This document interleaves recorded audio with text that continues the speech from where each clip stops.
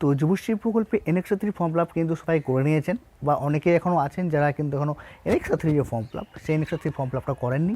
তো এই এনএক্স-3 form fill up করার সময় একটা সমস্যা হচ্ছে সবারই কিন্তু একটি টেনশন রয়েছে যে স্টার্ট ডেট এবং এন্ড ডেট কী হবে। অনেকেই এই মুহূর্তে যারা ফর্ম ফিল আপ করেছে তাদের মধ্যে অনেকেই রয়েছেন যারা কিন্তু জানুয়ারি থেকে জুন মাস অবধি মানে 6 মাস হচ্ছে এটা এনএক্স-3 যে ফর্ম ফিল আপ তখন ডেট অফ জয়েনিং এবং এন্ডটা দিয়েছেন। আবার অনেকে কী হচ্ছে যেটা জয়েনিং সেটা কিন্তু আপনার ডেট অফ স্টার্ট সেটা আপনার জানুয়ারি মাস রেখেছে, কিন্তু ডেট অফ এক্সিট বা ডেট অফ এন্ড সেটা কিন্তু আমরা সেপ্টেম্বর মাস অবধি করছি।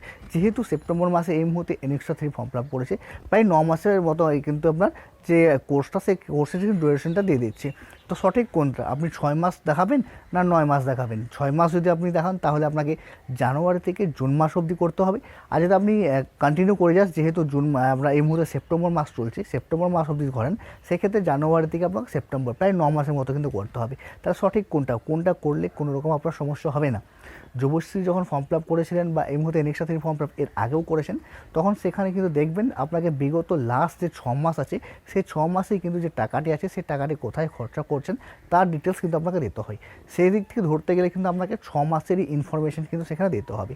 মানে জানুয়ারি থেকে শুরু করতে হবে এবং আপনাকে জুন মাসে কিন্তু শেষ করতে হবে। অনেকেই আছে তারা কিন্তু এই মুহূর্তে সেপ্টেম্বর মাস অবধি দিয়ে দিচ্ছেন, মানে 9 মাস দেখিয়ে দিচ্ছেন। দেখুন 9 মাস দেখালে সমস্যা হবে কি না সেটা তো বলা মুশকিল, সেটা কিন্তু পরবর্তীকালে কিন্তু বোঝা যাবে যে আপনি 9 মাস দিয়ে দেখিয়েছেন কোর্সটা বা যেটা ট্রেনিং করছেন সেইটাতে কোনো সমস্যা হবে কি না সেটা পরে বুঝতে পারবেন। তবে নর্মালি কিন্তু সবাই কিন্তু আপনার 6 মাসে কোর্স করে থাকে। যেহেতু যুবশ্রী যে ফর্ম ফিল আপ এবং এনএক্স-3 যে ফর্ম ফিল আপ সেটা 6 মাস অন্তর হয়। তো অবশ্যই যারা এখনও ফর্ম ফিল আপ করেনি তাদেরকে সবাইকেই বলবো জানুয়ারি থেকে স্টার্ট ডেট করবেন এবং জুন মাসে কিন্তু শেষ করে দেবেন, তাহলে কিন্তু আপনার 6 মাস হয়ে যাচ্ছে।